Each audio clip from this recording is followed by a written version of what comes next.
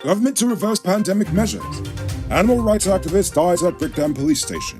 Quarantine taxis won't fare increase. And did we just win the Rona war?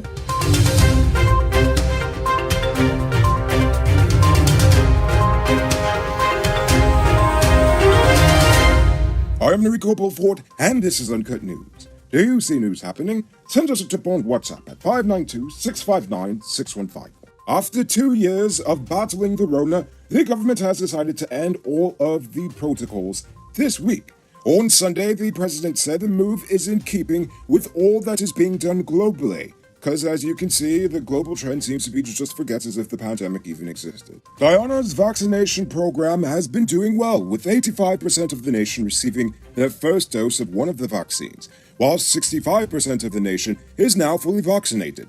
The task force will focus its attention on a heavy vaccination campaign and will continue to encourage safety measures. But it seems like none of all the restrictions that were in place will be legally enforced anymore. This morning, 48-year-old Trudy DeHart fatally shot herself shortly after arriving at Brickdam police station to be interviewed about a domestic complaint. It is suspected that DeHart was at the police station to face questioning over allegations that she maliciously damaged her husband's car, as she had reportedly accused the husband of cheating on her recently. A sister of the dead woman, Emily Clark, told reporters that she believes her sister's death was related to some issues in her marriage. Nevertheless, it's a shame that she died, and it seems like the police will release more details as the story continues. A police investigation found that in 2017, hundreds of thousands of dollars in stolen fuel from the Ministry of Education were reportedly sold to the Demerara Ice Factory,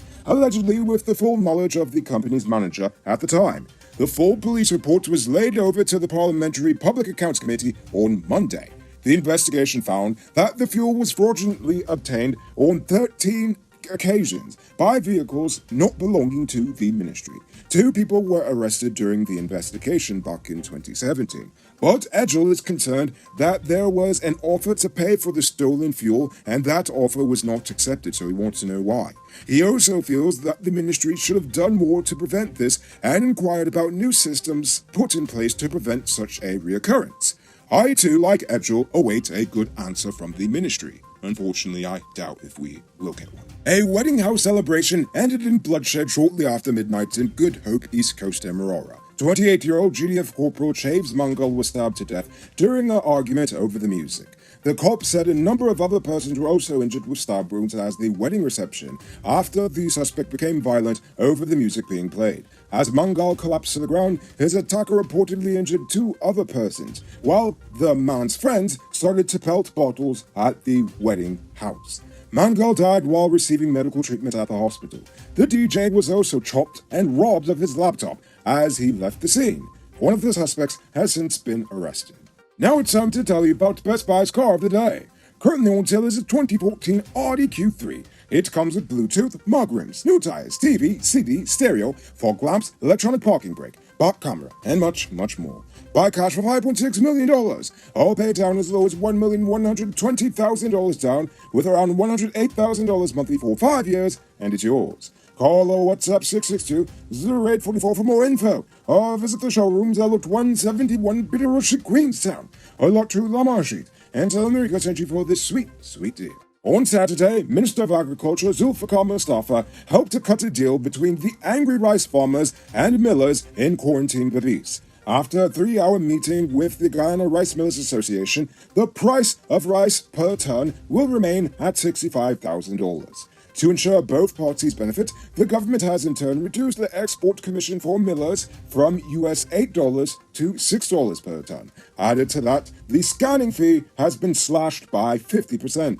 In the coming days, the government will negotiate with a supplier to see a possible reduction in fertilizer costs. Speaking of quarantine, hire car operators who ply the quarantine route want permission to increase their fares. Operators plying the Crabwood Creek quarantine route are demanding a 40% increase in fares, taking it from $100 to $140. Some are demanding as high as $200. Commuters have expressed reluctance to pay the requested increases. Operators plying the Corriverton-New Amsterdam route are also seeking similar increases and are being met with the same resistance. On Sunday, a 40-year-old GRA customs officer was arrested for shooting two men while they were cutting grass for their horses in LBI on the East Coast.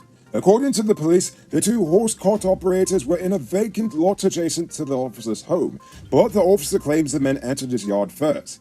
Either way, they are currently hospitalized, and he is under arrest. Who said luxury can't be affordable? Move into your own home in 2022. Lenora Estates West Coast Demerara properties are within your reach. Move out of the landlord's place and put that rent money towards your own 5,000 square foot property. Call or WhatsApp 592-618-5702 for more info. The 5 generators at the Garden of Eden power plant are once again operational, but an investigating team has still been unable to determine the cause of the shutdown on January 14th.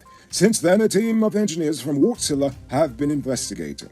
But on Monday, exactly 2 months after the shutdown, GPL's Chief Executive Officer Barrett Dindyal told the newsroom that there has been no update on the root cause of the issue. So the blackouts may reduce for now, but yet again, we have absolutely no idea what caused the shutdown in the first place. It's now time for today's Rona Report. Today, the nation recorded 3 new cases. There are now 1,225 persons dead, 5 in the ICU, 132 in home isolation. And the total number of confirmed cases around the nation now stands at 63,147. So please, people, wash your hands frequently. Avoid touching your nose and mouth and mask up before you leave the house. When you do leave home, try to avoid enclosed spaces and large crowds. And remember to give 6 feet of space between you and others. Now for today's oil update. Today, oil prices plunged by about $50 to around $100 a barrel. And depending on who you ask, it's because of Russia, or because of China, or because the market just felt like it.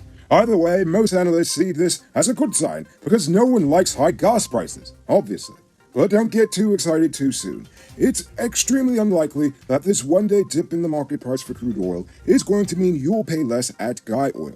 But on the bright side is the fact that Jagdeo has promised to not allow GPL nor GWI to raise rates due to the increase in fuel costs. He said that the government will subsidize the water prices and the electricity prices if need be.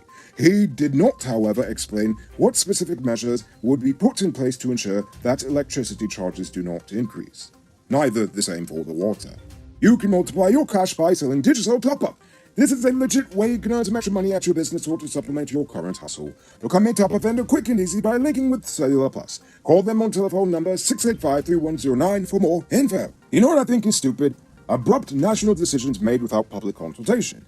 This time I'm talking about the government's decision to abruptly end the Rona protocol. I honestly think it should have been done with some level of public consultations as to how to transition out of this pandemic protocol. You still have many people who are still concerned about the virus. But, honestly, I will admit, even though I think it's a move being done with very little thought about people's safety and just mainly I think they're just thinking about the economy, I actually support this move.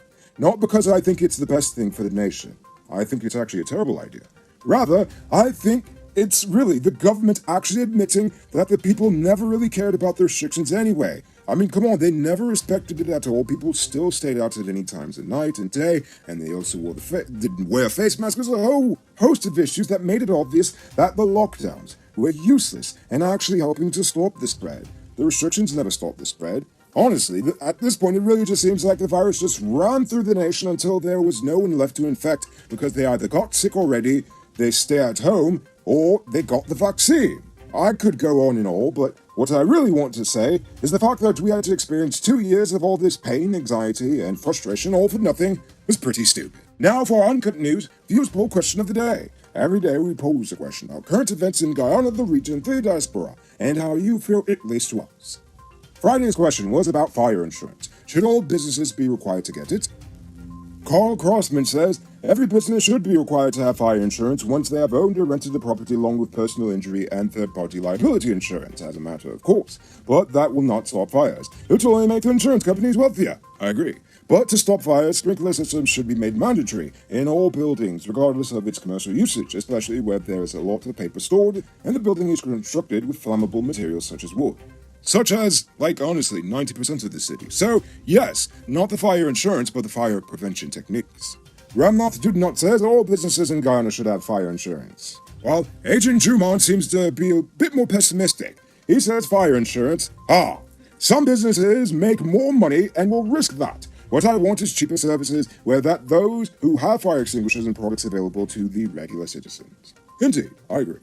And finally, Dopamine says, aren't they supposed to get fire insurance? Isn't it mandatory for large buildings to have coverage, especially in the heart of town? Don't the owners of these properties have to book an appointment in which the fire services does a safety inspection? Are these things mandatory? Well, if they are, I can tell you that nothing is being enforced on the books. So for tonight's question, do you think we're ready to get rid of the Rona restrictions, or should they stay on for a little more longer? Why or why not? I want you to think about that question. Tell us in the comments below. If your response is good enough, we just might feature it in our next episode. Anyway, that's all the time we have for tonight, and check us out tomorrow for another. Until then, I'm Rico Bullford saying, good night, folks.